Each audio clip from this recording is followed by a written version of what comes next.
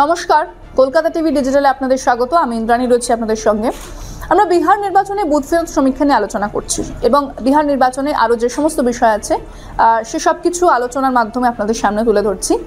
এবার যদি আমরা দেখি যে বিহার নির্বাচনে বুথ ফেরত সমীক্ষাতে এনডিএর জয় জয়কার আমরা দেখতে পাচ্ছি, কিন্তু বেশ কিছু বুথ ফেরত সমীক্ষা সেখানে আবার উল্টো কথা বলছে। তার মধ্যে অন্যতম হচ্ছে জার্নো মিরর এবং ডিভি লাইভ ইলেক্ট লাইন, তাদের যে বুথ ফেরত সমীক্ষা সেটা কিন্তু অন্য কথা বলছে। যদি জার্নো মিররের বুথ ফেরত সমীক্ষার দিকে নজর রাখি তাহলে সেক্ষেত্রে মহাগঠবন্ধন পাচ্ছে 130 থেকে 140টি আসন, এনডিএ পাচ্ছে 100 থেকে 110 এবং অন্যান্য পাচ্ছে 7, অর্থাৎ জার্নো মিরর তারা কিন্তু মহাগঠবন্ধনকে এগিয়ে রাখছে। এবার যদি আমি বুথ ফেরত সমীক্ষার কথা বলি, ডিবি লাইভ ইলেক্ট লাইনের বুথ ফেরত সমীক্ষার কথা বলি, সেখানেও একইভাবে মহাগঠবন্ধন 130 থেকে 144টি আসন, এনডিএ 95 থেকে 109টি, অর্থাৎ এখানে কিন্তু অনেকটাই এনডিএর আসন কম দেখানো হয়েছে, এবং অন্যান্য 8, ডিবি লাইভ এমনটাই বলছে।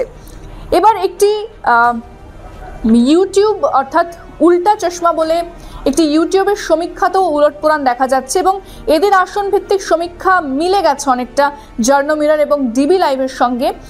কি আছে এই সমীক্ষাতে সেটাও জানাবো। এনডিএ অর্থাৎ এদের প্রত্যেকটি দলকে ধরে ধরে তারা বলছে যে কত তারা আসন পেয়েছে। এনডিএতে যদি দেখি, জেডিইউ পাচ্ছে 45টি আসন, বিজেপি 44টি আসন, এলজেপি অর্থাৎ চিরাগ পাসওয়ানের যে দল সে 6টি, আরএলএম 2টি, এইচএএম হাম মানে জিতেন রাম মাঝি দল সে পাচ্ছে 3টি, অর্থাৎ মোট হচ্ছে 100টি আসন তারা এনডিএকে দিচ্ছে।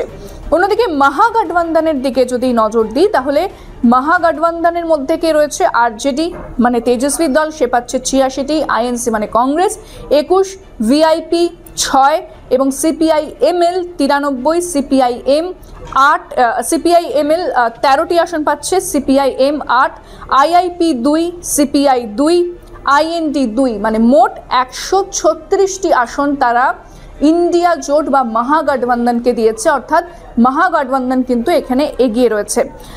এবার যদি দেখি যে এই ইউটিউবের যে সমীক্ষা রয়েছে সেখানে তারা আরও অনেক দলের কথা বলছে, যেমন এআইএমআইএম মানে আসাদুদ্দিন ওয়েসির যে দল তারা 3টে পাচ্ছে, জনসুরাজ 2টো এবং বিএসপি 2টো, অর্থাৎ জনসুরাজ বা বিএসপি সেভাবে দাগ কাটতে পারেনি। জনসুরাজের কথা বারবার বলা হচ্ছিল যে প্রশান্ত কিশোর একটা ফ্যাক্টর হতে পারেন, কিন্তু জনসুরাজ সেভাবে কিন্তু কোনো ফ্যাক্টর এরা মানে যে উল্টা চশমার যে বুথ ফেরত সমীক্ষা সেখানে জনসুরাজ কোনো দাগ কাটতে পারছে না এবং বিএসপি সেখানে সেরকম ফ্যাক্টর নয়, তারাও 2টো আসনই পাচ্ছে।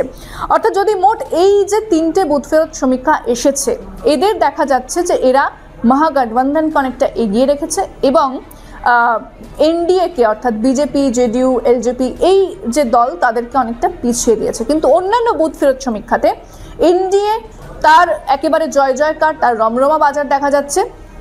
তবে আবার বলবো যে বুথ ফেরত সমীক্ষা কিন্তু ভুল হয়। 2024 লোকসভা নির্বাচন সেটার আমাদের কাছে জ্বলন্ত উদাহরণ, তাই বুথ ফেরত সমীক্ষা আক্ষরিক অর্থে মিলে যাবে এটাও বলা যাবে না। অবশ্যই যে সত্যি কি হতে চলেছে, বাস্তবে কি হতে চলেছে সেটার জন্য অবশ্যই আমাদের নজর রাখতে হবে 14 তারিখে যেদিন ফলাফল বেরোবে, সেই আপডেট আপনাদের জানাবো। তবে আজকের আলোচনা আমি এখানেই শেষ করছি। অন্যান্য খবরের জন্য নজর রাখতে হবে কলকাতা টিভি ডিজিটাল এবং কলকাতা টিভি পর্দায় রাত দিন 7 দিন।